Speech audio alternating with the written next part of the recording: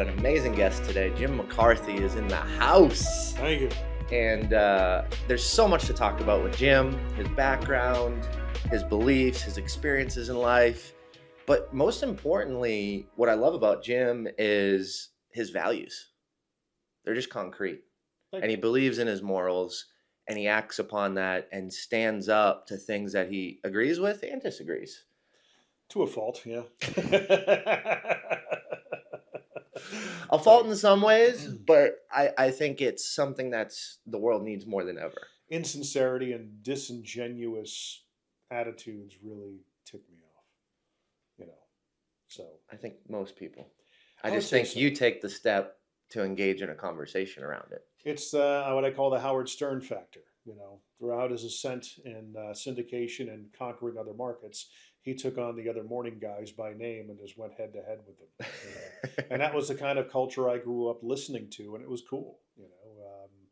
Being a radio personality for a majority of my life, or a production guy for a majority of my life, having that kind of persona was just ingrained in me. And just, I think the world kind of needs more of that. But it's not a fake thing. It's True. what I truly think and feel. That when I see something that doesn't add up, or something that doesn't, it smells fishy, especially when you have as many laps around the sun as I have, not that I'm ancient, but you get kind of fatigued by your BS meter is much more sensitive. True. And you're like, just stop trying. Don't piss on my leg and tell me it's raining, man. It's come on. You see so much of it. I've never heard that before. I like Yeah. that. Yeah. Everybody that comes on the show, we ask what impact means to you. Impact is, you're aligning yourself with that word. I think of you when I hear impact. Really? Let's Yeah. go. Let's go.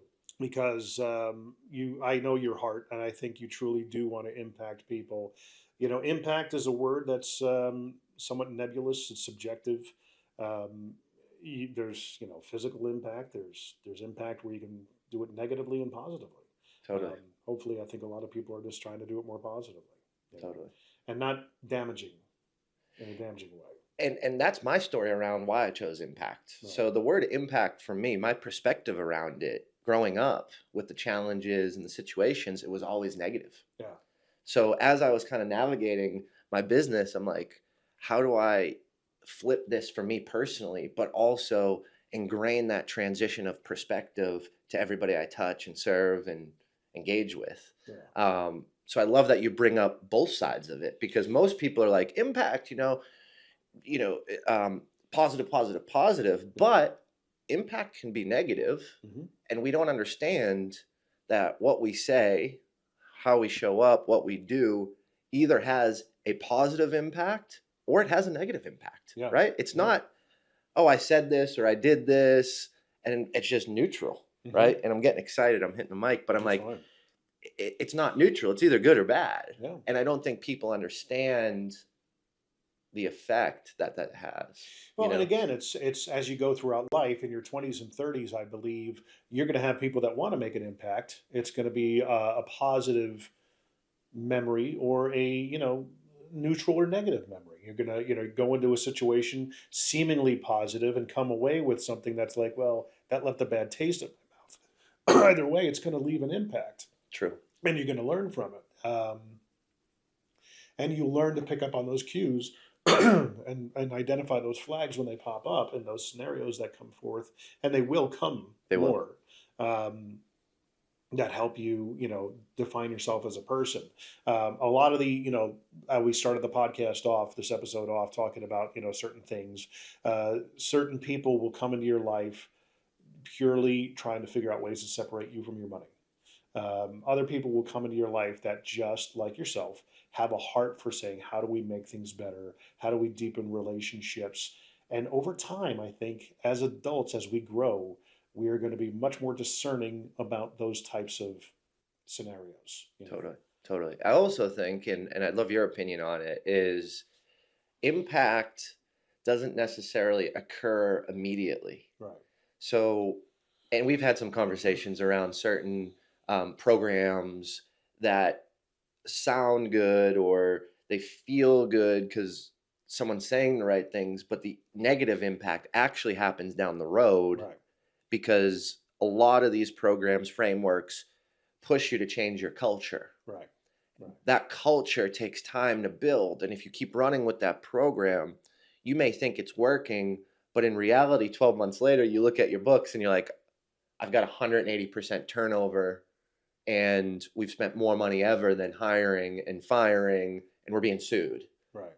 But this person told me to build my culture this way. Mm-hmm. And I thought it was good, but when I look at the numbers and the reality, it's a massively negative impact. That totally is. Yeah.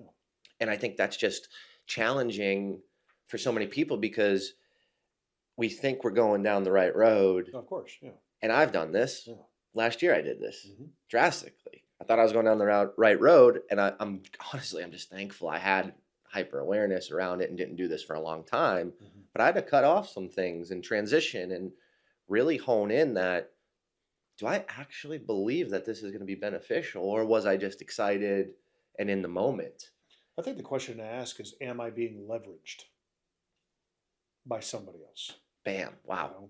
And Wow. That one hits, man. That one, Jim, that one hits.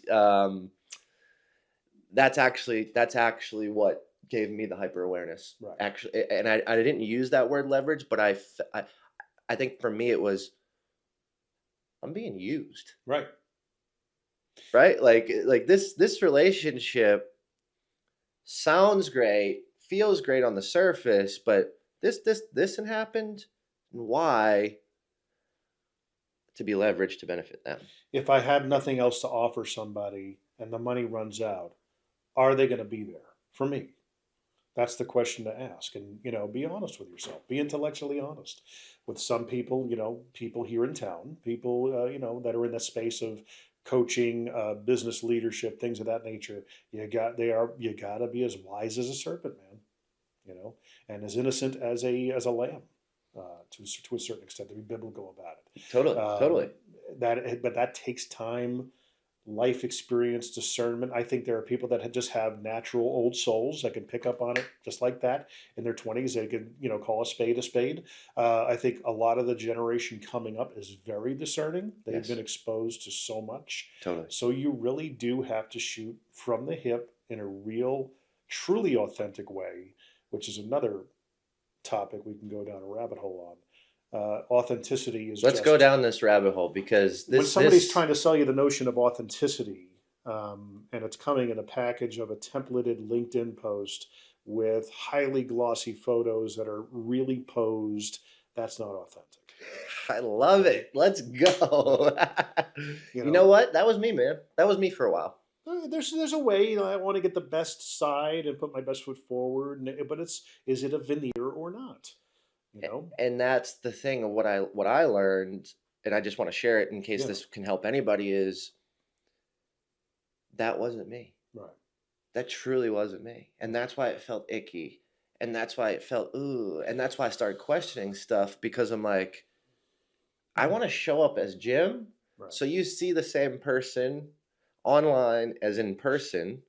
And the reality of that is, yeah, let's post some stuff that may not make me look the skinniest, right, may not get the best angle and get a little chin, or because that's real and that person took that photo to express my true expression. Right. Not a made up expression for the camera. And like yesterday's event, Janine talked about Amber Heard, and she pulled up the clip, and it's funny that we're talking about this because literally I just talked about this with Janine. Yeah. But in the courtroom, she stages a photo of her crying and blowing her nose and pauses, and you can see her PR person takes that photo to then use. Right.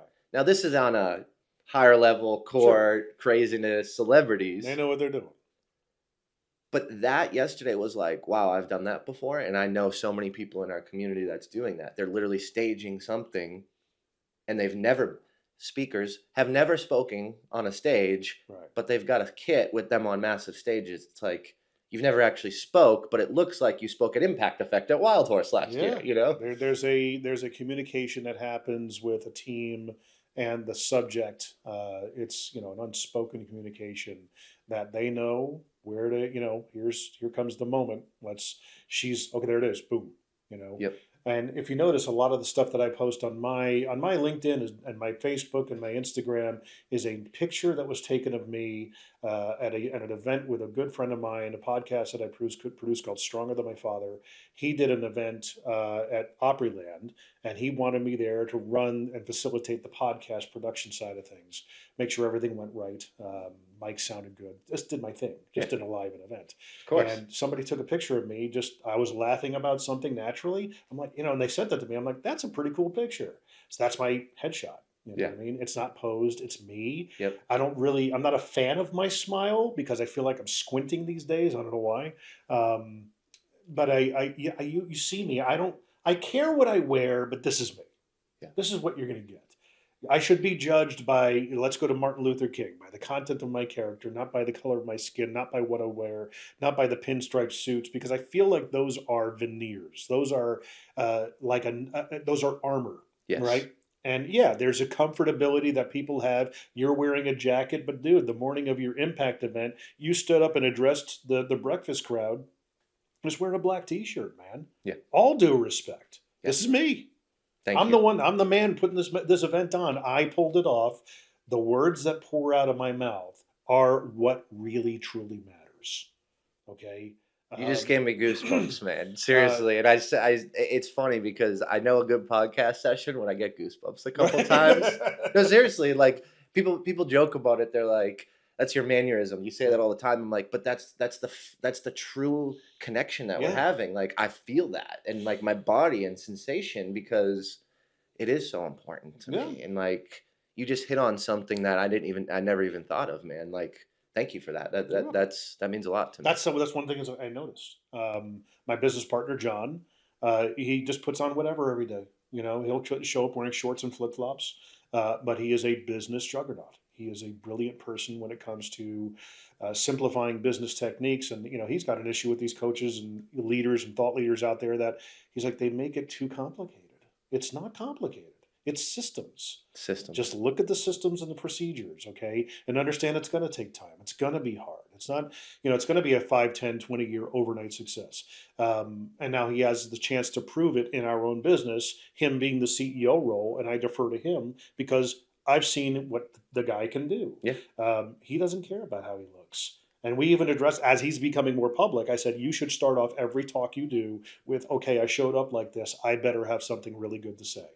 And I would encourage everybody listening and watching this, that if somebody shows up in your feed that doesn't look the part, they don't have the muscles, they don't have the tight shirts, the abs, they don't have the suit, or they're not clean, they're kind of just themselves. Okay, first impressions, I get them. I completely understand it. Get past that. Let me hear what he has to say. Let me hear what she has to say. And you make such a great point that, and I see this, and again, I'm not talking out of school. This was me when I started a year and a half ago doing this, is you get everything else situated and looking good and this and that. And, and then for me, I was like, dude, I have no depth. Yeah.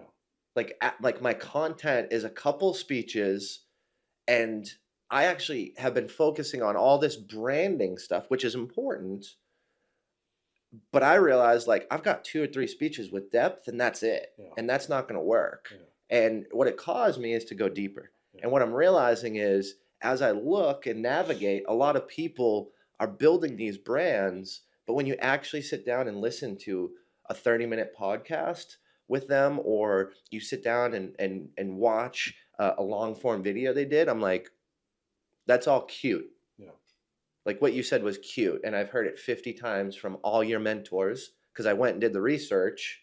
And my biggest one is Dave Meltzer. Like, and you and I shot some stuff, right? And I was like, Dave Meltzer taught me this, right? Because I'm not going to go up there, and I brought it back to my world and my life, right? And like how I share. You gave credit where credit was due.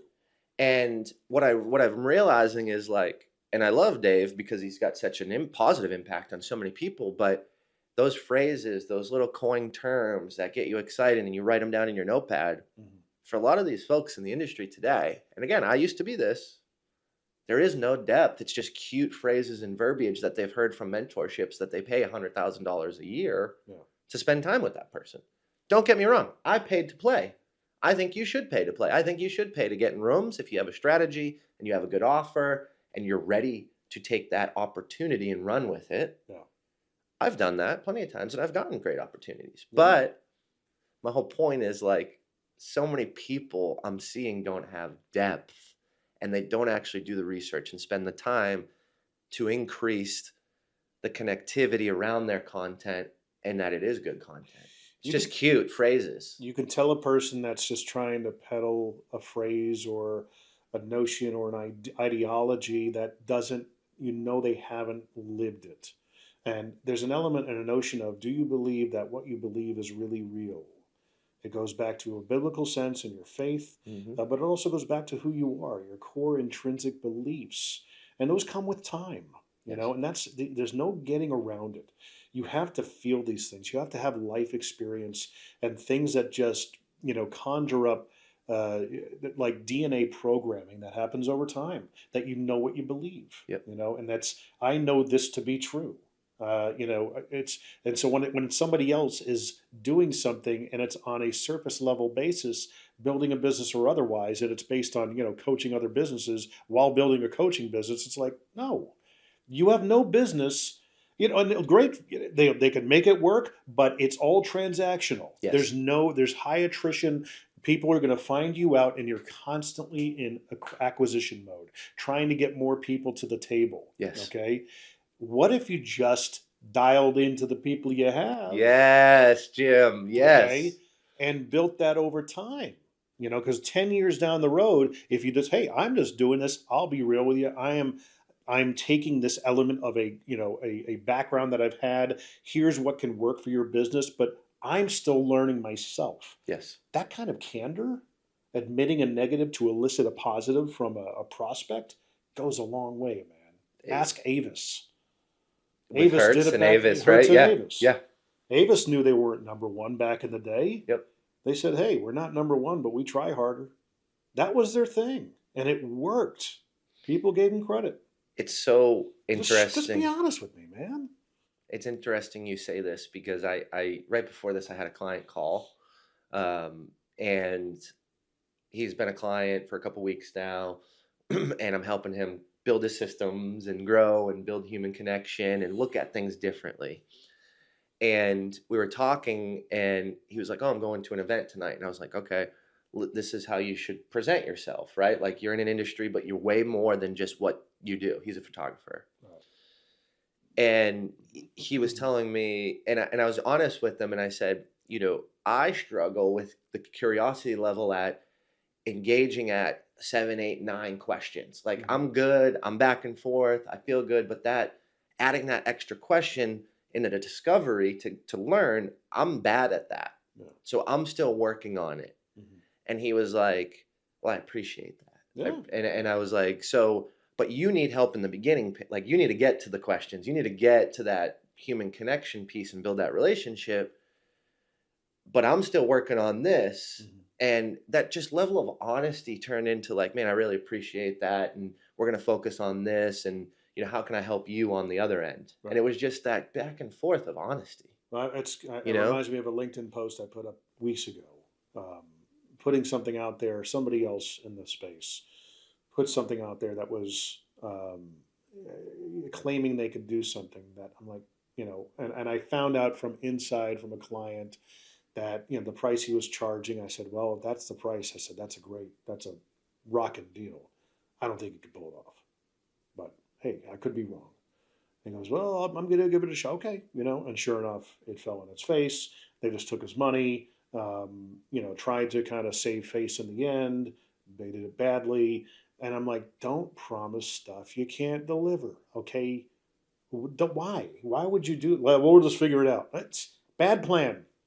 Bad plan. Well, you're not doing the work before the work. You're not preparing. Bad plan. Yeah. Because it's really what it comes down to. Your reputation is at stake. Yeah. Because all it takes is 1 or 2 to get a bad taste in their mouth. Totally. And that's it, man. Now you're in, reputation repair business. That's not fun.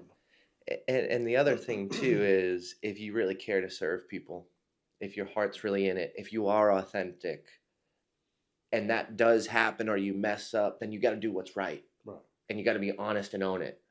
You know, like, and that's the piece too. Like, you don't need to be perfect, but if you're going to go out there and you're going to mess up, you should repair it in an ethical way, in a Yeah. human way. With an integrous way, you know, Exactly. that makes the other person feel like, you know, and the way they went about it. And I even, I said, they're willing to do what for you? I said, I almost laughed. And I said, they don't even know what your podcast is about. And they didn't even promise anything. Yeah. They just mentioned a possibility of something happening.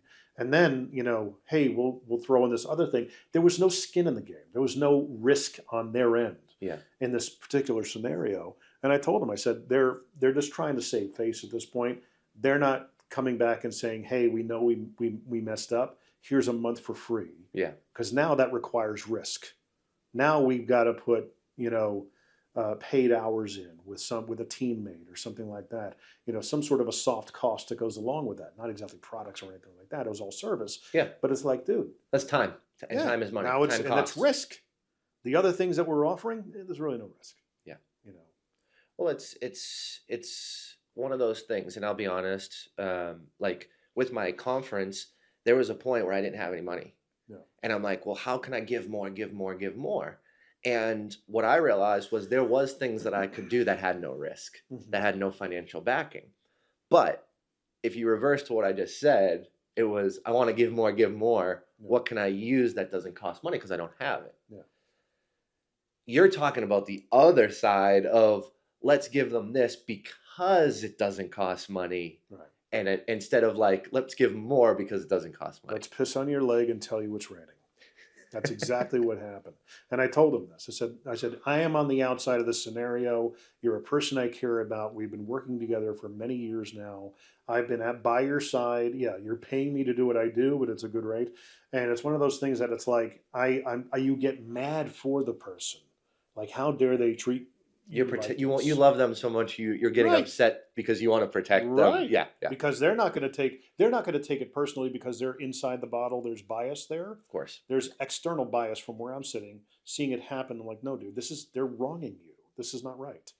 And you get that outside perspective, which is always important because when you're in the picture, you can't see the frame, right? Like you're in it. So man, that's powerful. Yeah. Back to authenticity. What do you have any examples that you've seen or that you've experienced or situations where you're like, man, that person is authentic. I love that person.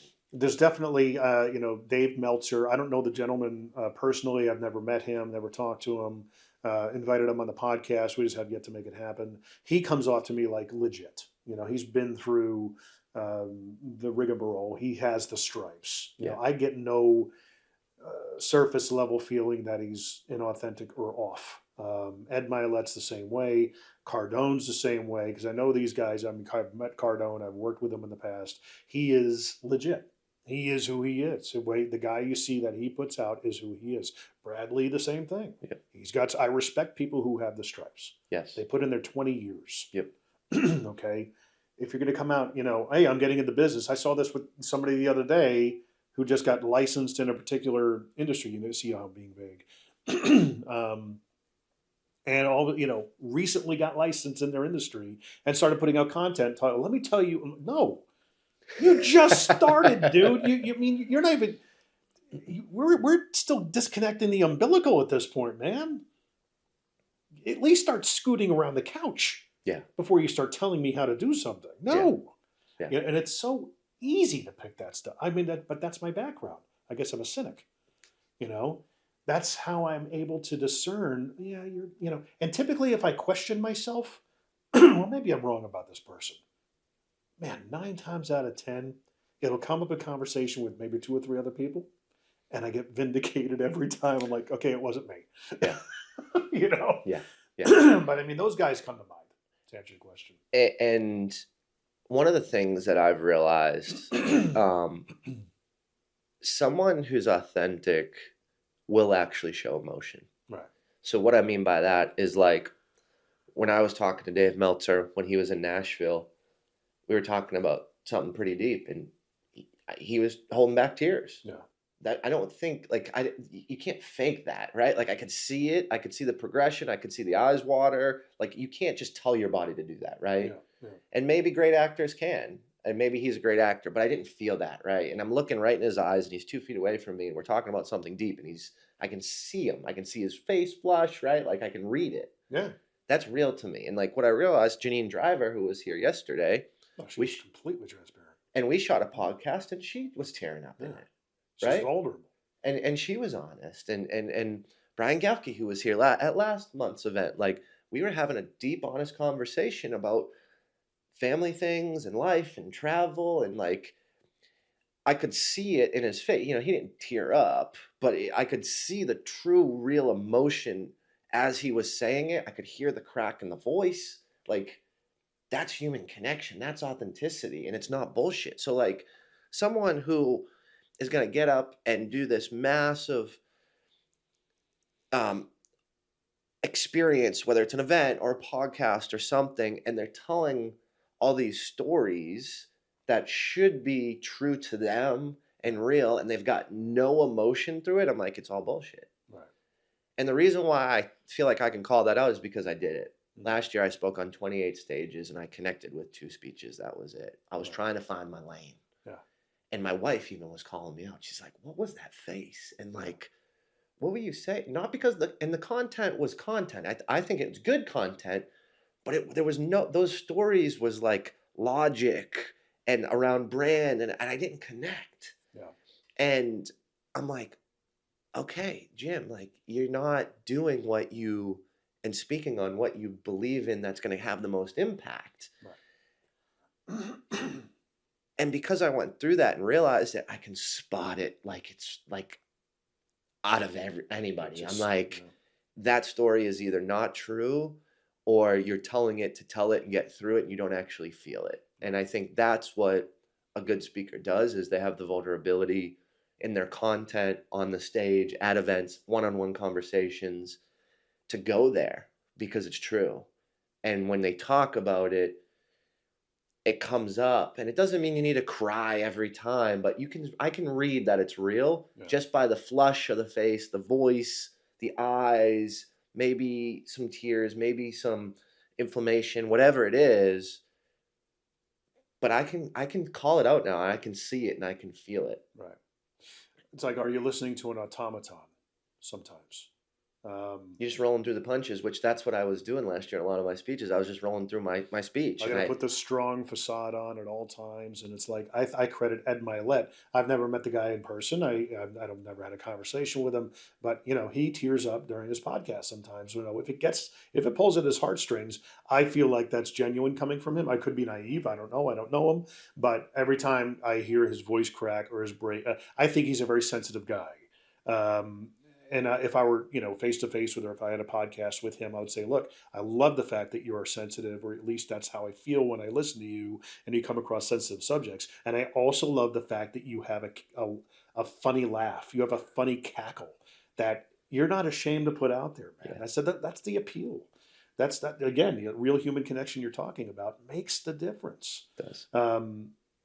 Here's a question to kind of ponder, and it measures how sensitive you are, especially as a modern man. What's the song that if you try to sing along to, you can't get through it because you're going to burst out in tears? I've got two. I think I've got two, maybe three. I've never thought about that. That's how you know. If there are songs, and it's something to think about, one of them was Brad Paisley, That He Didn't Have to Be. And it's about a guy who, and again, I'm describing it, I'm welling I was up. gonna say I could see your eyes, yeah. Who, single mother, and it's from the perspective of the child who grows up with a stepfather who didn't have to be in that role. That he was the guy who stepped in, and for once, when he took her out on the date to go to the movies, I went along with them. And as soon as he found out about me, he didn't turn tail and run. He actually embraced me. Wow. And it's like, here we are standing at the hospital, both looking at my new child, and he's beaming like a proud father that he didn't have to. Oh, dude. Goosebumps. I'm getting verklempt. Talk amongst yourselves. The other one is a Zach Brown band. Dude, this is a story. So, we're in the lighting business as well with J2 Lighting. J2 is the master company that I'm a partner in with my business partner. We do the podcasts, we do media creation, we do, colored lighting, manufacturing, and other things. So one of our first big projects getting our business off the ground was a project in Cleveland. And it was 550 lights we had to change out. It was an all hands on deck situation. Here I am, revisiting my roots as an electrician with the tool belt, have the headlamp on. I'm up on a lift, listening to music, getting into the motion, Of and we're just course. trying to do what we have to do, man. Yeah. So 500 lights, man. That's a lot of lights.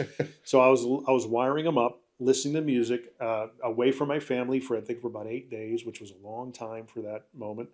It had been the longest time in a long time that I've been away from my family at that stretch. And I'm listening to Zach Brown band, just hey, envisioning myself by the beach and all this other stuff because I'm in Cleveland in March and it's snowing out and it's awful and blah blah blah. So putting myself in these spaces, and there's a song he's got. Gosh, I can't think of the name of it, but Who Loved You the Most? And Buddy, as a father to a daughter, I saw myself dancing with my daughter at her wedding. It hasn't happened yet. Yep. It's a long way off. Yeah. But you put yourself in that place. And I'm up there wiring these lights with tears pouring down my face because I can't even. I was compelled to just call my wife. She's like, "What's wrong?" I'm like, "I'm just thinking about you guys." Yeah. So that's the measure of, I think, sensitivity. 100%. Ask yourself, those of you listening or watching, what's that song that does it for you? I'm trying to think, man. And I don't listen to a lot of music, but that's not an excuse. I don't know. I don't know what song. I'll pay attention to it next time. I'm gonna now. It's on the top of my mind. If I had a chance to ask Brad Paisley, how did you get through singing that song? Kenny Chesney, There Goes My Life. Great, powerful song. And had 3 separate meanings throughout the entire song. Yeah. That phrase, "There Goes My Life." I try to sing through that song, I can't. Yeah. I just get you choked up. Get verklempt. But that's authenticity, man. It is. And being able to put it out there, having the courage to put out that kind of vulnerability, that's the true authenticity. Yeah. And that's seriously lacking. And I think too, the whole men can't show emotion and we've got to be this strong, that's what I grew up in, right?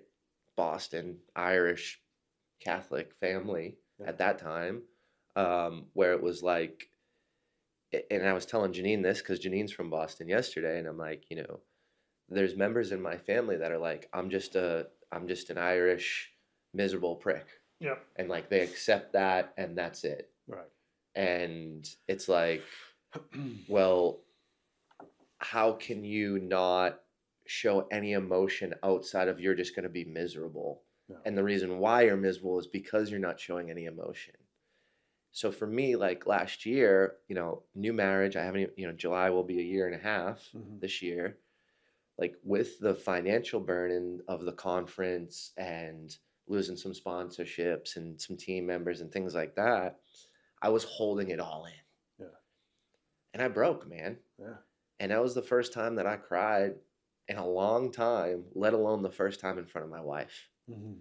And it was at the table and going, I don't know how we're going to pay the mortgage. I don't know how I'm going to have this event. I've promised all these things. I've put my family name on it. I mean, I was sending voice notes saying, I'm putting my name behind this thing. I'm going all in. It's going to be X, Y, and Z. I'm not just saying this. This is my family name I'm putting behind. I was going that deep because I believed in it, right? Yeah. And to just let that out and receive that from my wife that we got this. And you're not a failure. And we may not get the things we want this year that you may have promised, but I'm okay. Yeah. And I support you, and this is what you need to do, and this is your calling. After that conversation of me pouring down tears at the dinner table at 10:30 at night, dude, it changed me. changed everything about me. Like, I started being more authentic, started being more real, started crying more. Mm-hmm. You know, 2 days ago, someone sent me a text about how I changed their life, and I couldn't keep it together for like 30 minutes, man. Right. Right? And I'm like tearing up thinking about it, Yeah. And it's like, and it came from that conference. Mm-hmm. This is 5 months later. It's validation. And it was just like, oh man, Yeah. this cry isn't the cry at the dinner table. It's probably just as many tears. And I'm even tearing up thinking about it because I'm like, I didn't even know that this person, I knew that they came to the conference. I knew that they've come to a couple follow-up events, but I didn't know that they've been watching everything I've been doing and watching every reel and implementing and really building connection with people, which has caused their sales to blow up. Yeah. And using some of the skills they learned from the conference. And it's like, dude, this is just a whole new level for me to get real and open up. And I love it. And, the thing with vulnerability and authenticity that I learned is you've got to, you can't just be vulnerable and open up with everybody. Right. Because people will take that to their advantage and leverage and blackmail you. And, I was very honest about something that happened, and that person was blackmailing me a couple months ago. Wow. And I just said, I'm a good person and I made a mistake and I'll fall on that sword at any point in time. If it comes up, I did say those things, and I've become someone else since then. Right. That's all I can do. I will fall on the sword, even if it hurts me or my brand. It wasn't anything crazy, but it was something I said about someone in the moment when I was upset and under a lot of pressure. And I'm like, I'll gladly have that conversation with that person. It's fine. But I was vulnerable in the situation that happened and shared it and shared my opinion in a moment of anger, anxiousness, anxiety, stress. And that person took that vulnerability and is leveraging it to get something from me. Right.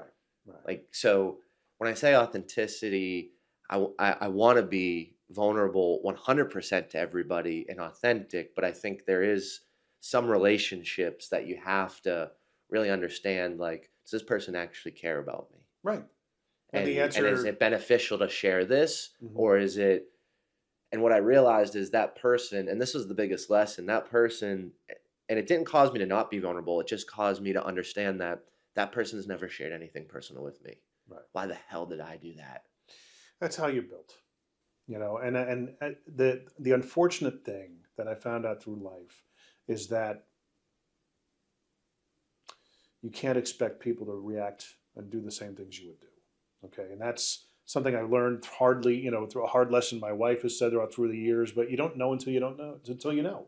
And even, recently we have situations that, hey, if you got people that just aren't reaching out or pushing on the relationship, you probably just need to stop doing it, because it's bad for your mental health to constantly, hey, let's get together, and there's no reciprocity, those kinds of things you got to start measuring in your life. And 99% of the time, people aren't going to care how vulnerable you are. They'll judge you to their friends, or they'll think whatever they think.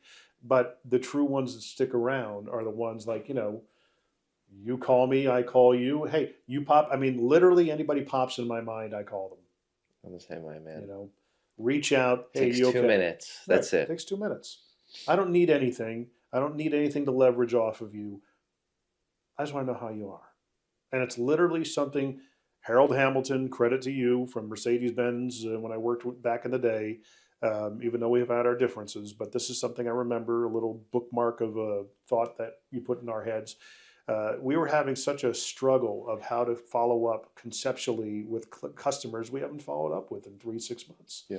And he says, just call them. We were like, what do we say? He goes, sup. Be a human. Starts with hello. Yeah. And it's like, duh. Hey, how are you?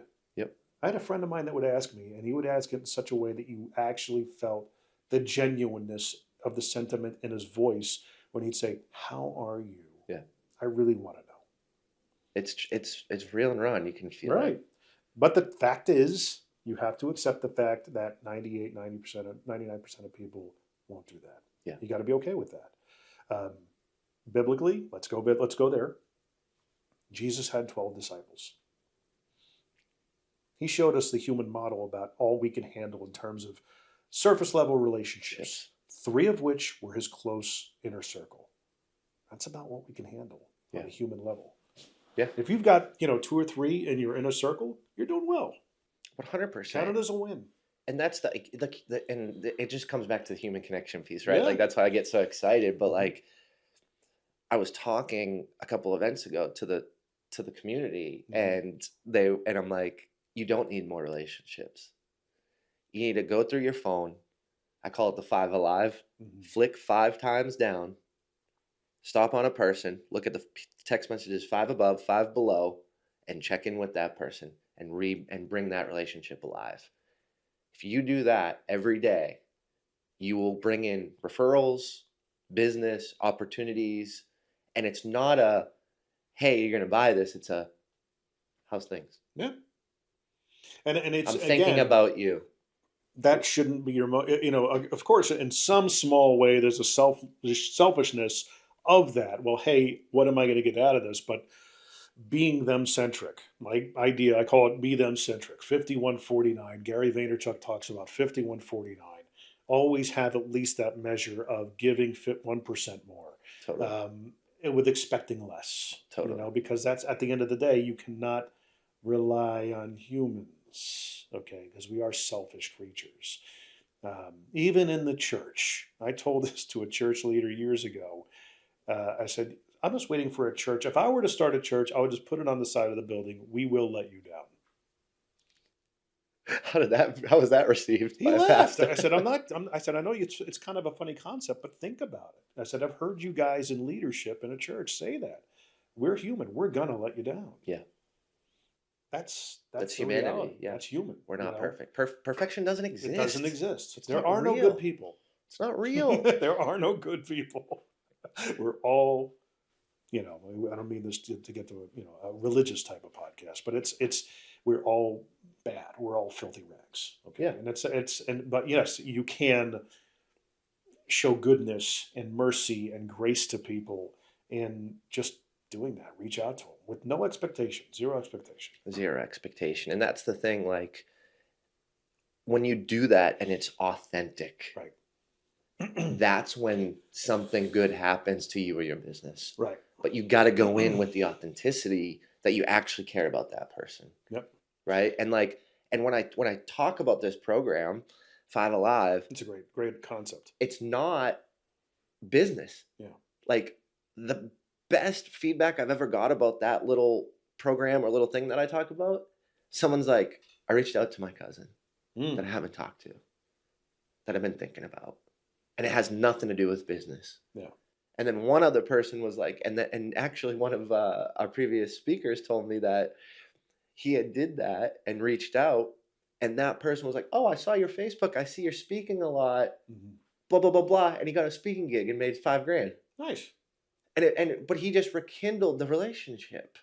And that's what came after, because he wasn't doing it and he didn't even know, right? He's like, I think he was like an auto mechanic, right? So it was like, it's not like he's running a business where you would bring in speakers essentially in a local small. I'm talking about like local small, like probably 2 techs, right? But that's the point of it. It has nothing to do with the business. That's the afterthought. That's the cherry on the, sundae, right? Like the icing on the cupcake. Let's just eat the cupcake with people. Yeah. Like, and just connect, and then the icing may come. It may not. But how good do you feel reaching out to that person 5 times? I mean, I don't know how much people text message. I text a lot, and that's my main source of communication. But like even me going back 5 times, that's like 6 months. Yeah. I would actually make that into a short form video for yourself. I should. The actual execution of how that looks like, and hey guys, I'm going to do this in real time, and give the example, make the call. And it's like, look, I'm not trying to do it to give myself any sort of pat on the back or adulation or anything like that. This is just I want to, start implementing in your life. You see how long it takes, and what difference it might be able to make in somebody else's life. And as long as it's just 5149, be them centric, and be more about them than it is about you. The more you do that, it will become about you. True. But even then, it becomes less about you, which is the dichotomy of that. So that's the whole notion of what I call be them centric. There is a bubbling, like a rise in an attitude that's contrary to what we're seeing on social media, I think, that can be capitalized on. And I dare use that term carefully. Um, but if we all just kind of started doing that, you see a guy like me that's got a podcast, he's got thinning hair, he's overweight, he's got the dad bod. I'm not exactly model quality looks or anything like that. I want you to get past that and see and hear what I say. Yeah. Okay. I'm not, some of the things might be shocking, some of the things might, but those are my thoughts, truly my thoughts. Even as we started this podcast, we kind of sort of called out some people. I'm not saying those people don't have a value. I just want them to be real about it. Yeah. I want them to be more authentic about it. Stop talking about stuff you know nothing about. Yeah. That your actual execution of doesn't indicate a success in that area. You have to be okay with that. The good news is there are areas in your life that you are world class at. Yeah.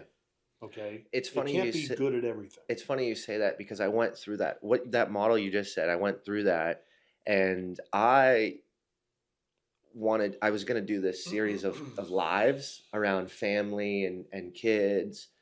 And my intention was getting people, because I've got a 15-month-old. I don't know anything yet, right? Like I'm so new to it.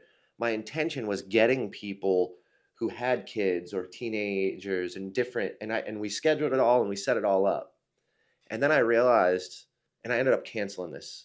There was probably 10 people I set up. We did the whole schedule, spreadsheets, links, everything. And I ended up canceling it because I was like, yes, those people are the ones that have the insight, but at this moment in time, I'm not the right conduit. Right. That's humility. I'm not the right conduit, because if I looked from a 30,000 foot view and someone who just had a kid a year ago is talking about how to family and communication and raising kids, even though I know where my heart lies and I'm not the expert and I was doing it to bring other people's perspective, it's not gonna feel and the impact isn't gonna be what I want. Right. So let me bring in a co-host next time if I want to do a program that has that credibility, and let's run it through the marketing of them running it, because for me, it didn't line up, right? Like I know that, like, and yeah, I've learned some things, but it was never supposed to be about me and how we were going to market it. And because it was under my channels and my email list, it was going to be. And I'm like, this doesn't feel right. And I canceled it. And people were mad. People were like, man, I really want to talk about it and this and that. And I'm like, I just can't do it. Yeah. And it was a lot of work. I think we had 11 weeks in a row. We already set up. We had 11 different people. I mean, there was therapists. There were professionals, but I'm like, I'm not the right conduit. Right. Like, it doesn't feel right for me. Right. And some people are like, well, you're the host. But I'm like, you're world class at getting out of the way. Even like the MC that you had yesterday, Neil, you brought him in because you could have MC'd that event easily, but you're just like, hey, I know it's my event, but I want other people to get the spotlight and stuff like that. You're world class at that. You're on the precipice. You're building. You mentioned a key word earlier, community. You are building a community. I think it needs definition. Yeah. You talked about what does impact mean, and as we're talking, it's kind of coming to my mind. Impact effect being your concept in your community. It means reminding ourselves. Excuse me. Gotta love allergies in Middle Tennessee. It reminding ourselves what true authenticity is, not what we want you to see it is. True. With posed glossy LinkedIn images. What is true authenticity? Let's remind ourselves of it. There's got to be humility. There's got to be vulnerability, but that will lead to confidence. That's the impact, in my opinion. Yes. If you were to derive a positioning statement about your events and about your concept of impact effect, I think those are the 4 tenets. Yep. That's what it sounds like. It feels good when hearing it and from you. Like it hits me in a way. I'm like, yeah, right. Yeah, that feels good, So if I were to, do the old marketing thing and apply a positioning statement, I'd work around those concepts. The other thing is, like, a couple of concepts to talk about as well. Rich Redmond. Did you actually release who's going to be at your event yet? Or Not yet. okay, But Rich Redmond will be there. So right. we just Rich Redmond will we be can there. As long release as Rich. right. We can release Rich. Rich, if anybody knows him, he's a well-known drummer here. He's been playing with Jason Aldean since 1999, and he has a philosophy called CRASH: commitment, relationships, attitude, skill, and hunger. And it's an amazing concept. It makes so much sense. But he is be them centric personified. Yep. He does not try to, yeah, there's always a selfish aspect to the things that we do because there's got to be some sort of benefit and reciprocity that happens. But his is so like 90-10. That's the balance. He does so much for other people and, things he doesn't have to do that just will promote his legacy. He's doing that by speaking at Impact Effect 24. Right. Let's just call it out. Yeah. Rich is doing this for several $1,000s because he believes in the concept and he believes in impacting our local community here. Right. So he is, he once told me, he says, look, I always, when I went into a studio environment, I never vibed out or power played the receptionist or the second engineer or anything like that. He says, because all these people want to move up. Yep. And the impact you make on them, the impact, is going to matter. And they're going to remember you for how, again, as contrite, as cliche it is, how you made them feel.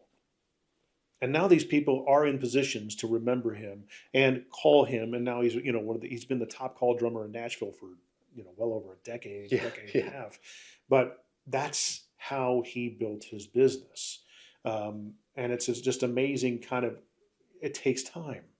I believe that there are going to be funerals for people who, the people that attend are truly there to honor the person, who they were, what they did, the heart of that person. And then they're going to get funerals that are just networking events. Yep. What kind of a funeral do you want? Okay. Man, that's powerful. Think that about is it. powerful. I'm just showing up because it's the good thing to do. And maybe hey, I'll run into some people that I haven't for me? seen with an underlying benefit for me. So-and-so's going to know so-and-so's going to be there because this is an event and I could actually benefit from it. Oh, yeah, by the way, it's for the person that's in the casket. Yeah. Or, oh my gosh, the person's in the casket. Man, let's just celebrate his life. Yeah. Celebrate her life. What kind of funeral do you want? It's powerful. The other concept is, talking about the authenticity of things, surface level. I've been playing around with this whole concept. It's been slowly revealed to me over time. I'm like, as John and I were talking about what he wants to do and put his foot out into the social media space, I said, it came out of my mouth one day. I said, dude, you just got to be a planet with a gravitational pull. And I was like, oh, wow, that's kind of interesting because what is a planet? It's a planet where we live, where we plant roots, where, the substance of things happen. Typically on our planet, in our system, in our solar system, we've got a moon. Moon's nice to look at. It has an effect on the tides, and it's integral on a very limited basis to the planet. But basically, it's nice to look at. It's got quarters, halves, those things, and all that it goes through. But what do you want to be? Do you want to be a moon that's nice to look at, that's got no gravitational pull and not much substance, or do you want to be a planet and build your community around the concepts that fall out of your mouth?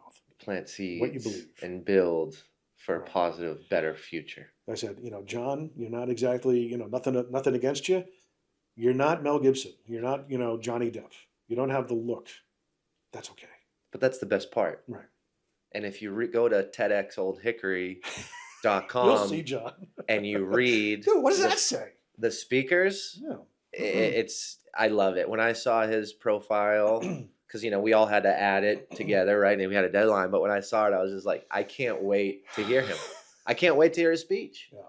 And I don't know John, so let's just be real. Like me and Jim are friends, but I don't know John. I met him for the first time in person a week ago, right? So it's like, and I'm that excited just based on how he's presented himself, and he speaks very well and very clear. He's in regular conversation, right? Yeah. So I'm like, man, you put him behind a plan and a derived outcome for what he says. Holy cow. One of my strengths, one of my superpowers is knowing talent when I see it.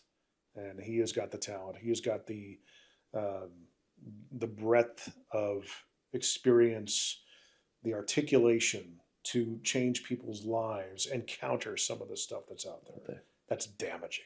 Yeah. Okay. And that's what he's really kind of fired up about, is the fact that, look, I've seen some of the stuff that's out there. It's damaging to businesses. Yeah.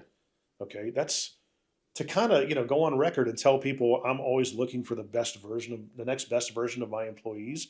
Well, what do your existing employees think about that concept? Now you have a culture of fear and paranoia. Yeah. That does not help you. No. When you start measuring the cost of what it takes to get people on board and train them and all that. What we talked about earlier, yeah. Right. That future impact that may seem cool and good now, but when you look at your 12-month trailing, let's talk business. When you look at your 12-month trailing, what does those costs look like under development? What do those costs look like under hiring, firing? Like you run through a whole team to go get a better team, and you do it quickly, and we got to go now, and playing small is canceled, and and then you look back and you're like, I had to bring on an extra HR person. I'm getting sued. I now have a lawyer, but right, like all these things that equate to expenses for what? And emotional expenses. Andy Elliott told you to go do that. Like, what a fucking joke.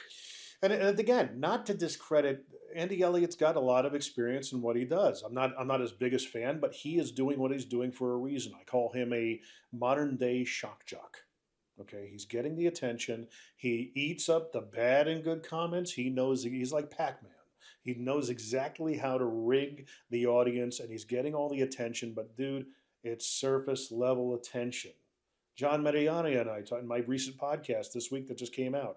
He talks about it. It's a fatigue. Yeah. Eventually people get tired of the fraternity style hustle culture. It's not sustainable. No. It's not sustainable. And it is to a certain extent, because he grew up and his experience was in a car dealership. Nick Hyder and I had we talked about this concept because I took him to task on championing something that Andy Elliott said right on Nick Hyder's podcast. I said, I think you're wrong about that. Well, in baseball, this is, if somebody wasn't measuring up, we had to be hard on him. And I said, dude, I understand that aspect of it. I said, what is baseball, though? I said, much like radio, it's a passion-driven business. You loved playing baseball, okay? You would have done it for free. Yeah. Because you love playing baseball. You got to play baseball. When it comes down to the car business, most people see it as a job. It's not a career. There are very few people that see it as a career, and they love doing it. Most people see it as a job. I can just, okay, you're going to treat me like that? I'll just freaking unplug and plug myself over here. Yeah. I see it constantly. Yeah. In those types of scenarios, what is the management team doing? Just shooting themselves in the foot over and over and over again. Totally. I said, that's all he's doing. Yep. That's all he's doing, is teaching people how to damage their own businesses.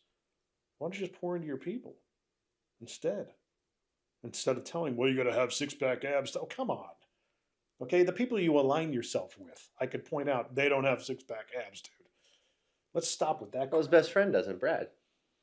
Well, that's the thing, is that, But let's just stop it there. Yeah. Let's just stop it right there. Brad doesn't have abs. Right.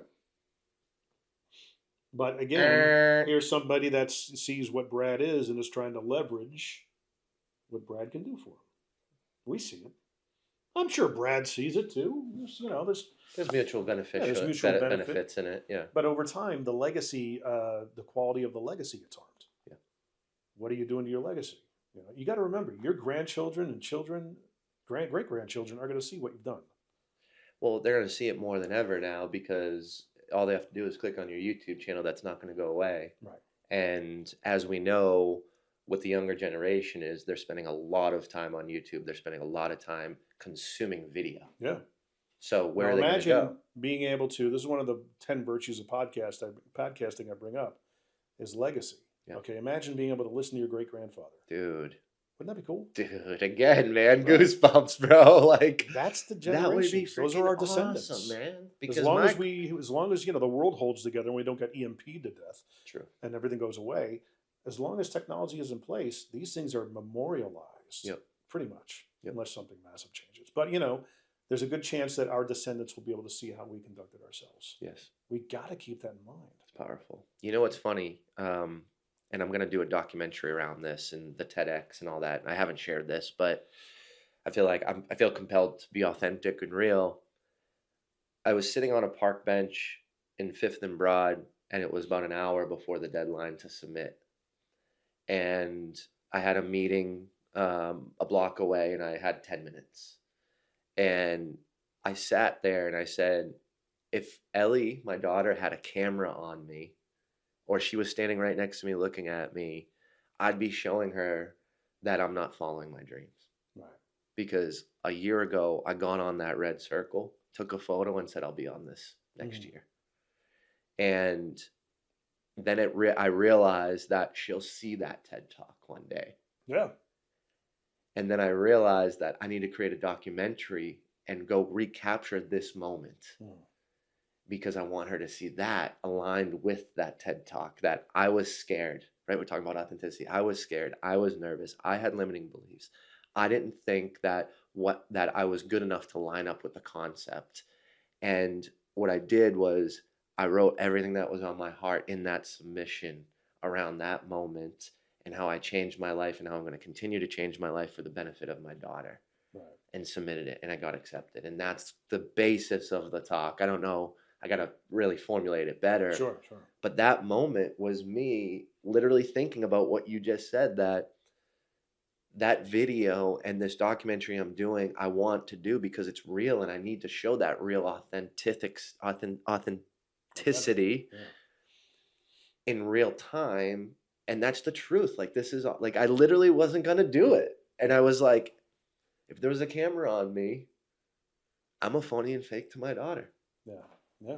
And that pushed me over the limiting beliefs because I was scared. I was like, I'm not going to get accepted. I'm embarrassed. I want to get it the first submission I do, right? All these reasons.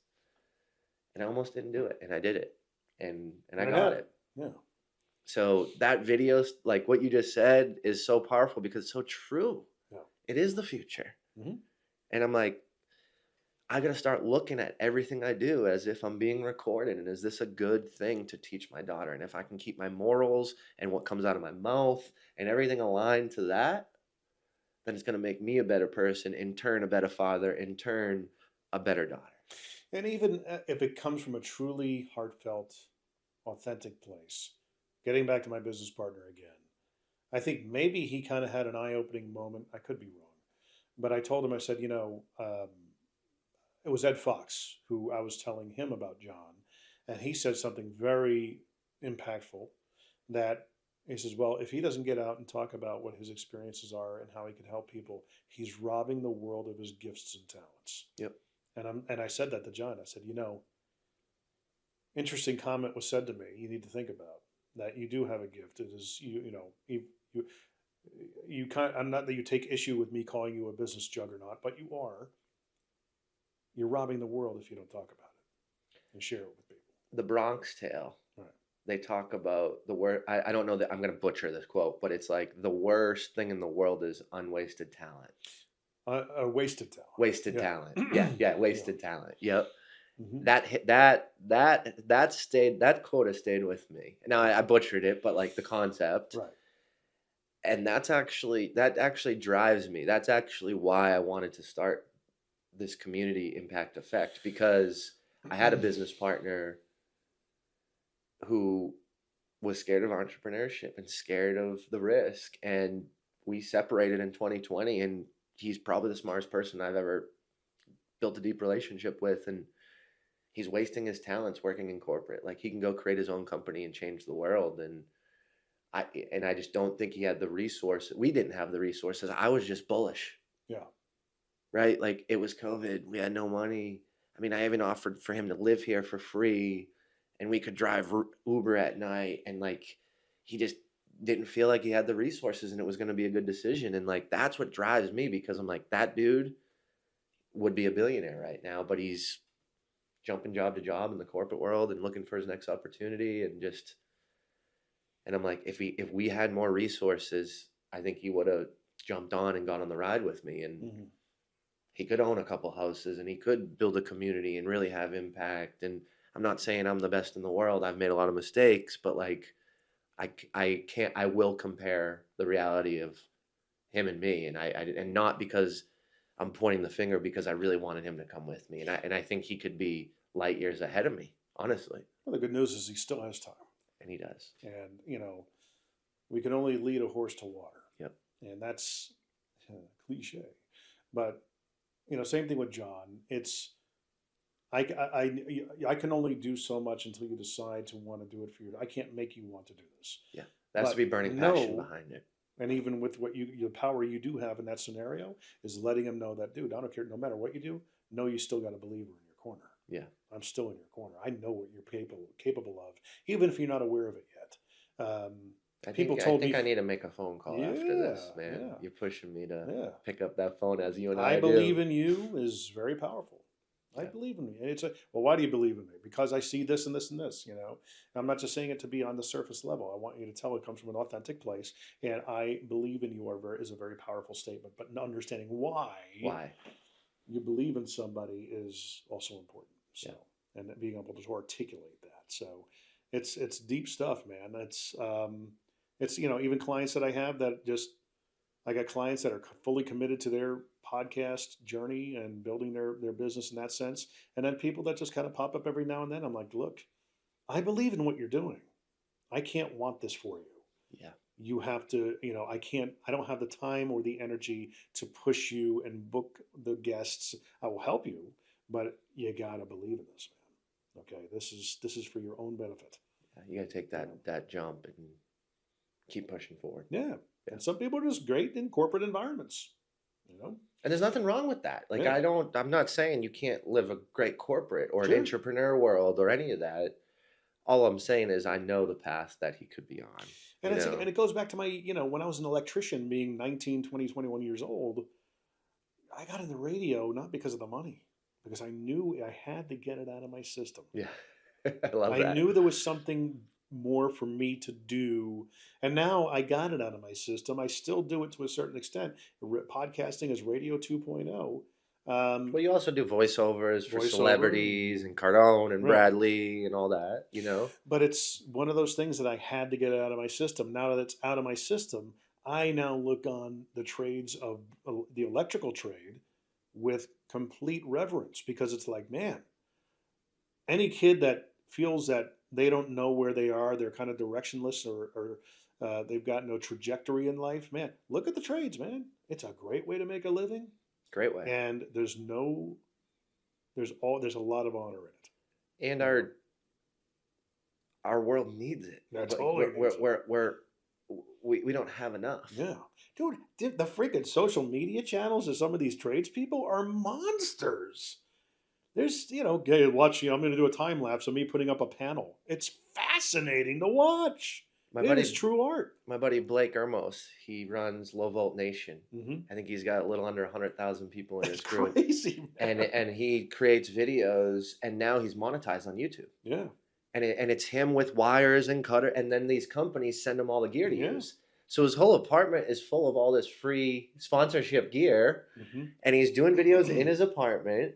And he has a friend who will do some videos. She's a female, good looking, and he's got her, and he teaches her and gives her the concepts. And it's like, this thing's blown up. And now he's got all these different partners coming for him. And it's like, he's like, I'm actually showing people the right way to do stuff, and giving them the tools to do it, the good tools, not the bad ones or the cheap ones. And I'm helping people, and I'm making money off of it. And it's a skill set that I knew and I didn't even realize could monetize. Because he doesn't want to go do the systems control anymore, right? He's a true marketer. He's a true entrepreneur. Yeah. But he was doing that while he was building. Yeah. And then he made the transition. And it was a scary transition, but I applaud him because he did it. And now he's got this massive group and monetizing YouTube. And that's awesome. It's amazing. Yeah. And it goes back to identity and knowing who you are. And there's so many kids that are just, I tell my kids all the time, and I would implore you to do the same thing with yours. I don't care. I want you to know who you are. I want you to know yourself. It's okay to not know what you want to do when you graduate high school, or if you have a decision on college or a major picked out. Because in your 20s, you're going to be like, why did I pick that? Probably 8 times out of 10, you're going to be like that. In your early 20s, it's okay to fall on your face. It's okay to eat the dirt. Yeah.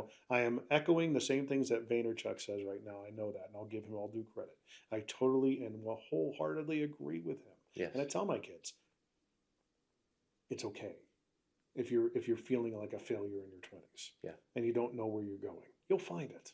Of course. I didn't feel like, yeah, my purpose and my identity was in radio for such a long time, but it got to the point where I had to, okay, we got to make some big boy money here, and I kind of got it out of my system. I was done, and there was a big transition. I believe that there are transitions that majorly happen in 20-year increments in our lives. Totally. Okay. I think 20 to 40 is some of the most miserable years in most people's lives. I think that is a fact. Because everybody is up against the world. They got to prove something. They got to live up to expectations that are laid out there for them. They don't know what way is up, and they're living for other people's expectations instead of their own. And I'm glad I got through that at 33. Then. Oh gosh. I'm glad I wasn't at 43. I think you're in for a transition at 40. True. I think that's something that 37 to 43 is a transitory period. 100%. Okay, in humanity and human life span, I think I can get into that whole concept of pendulum, but that's a whole nother podcast. So. We'll have to do that podcast. Well, Jim, thanks for being here today, man, and spending time and giving us an authentic approach and vulnerability. And I'm gonna have to figure out what song makes me cry now. Thank you all for following and being a part of Impact Effect. Jim McCarthy, he's just been an amazing guest, so thanks for being here. We'll see you on the next episode.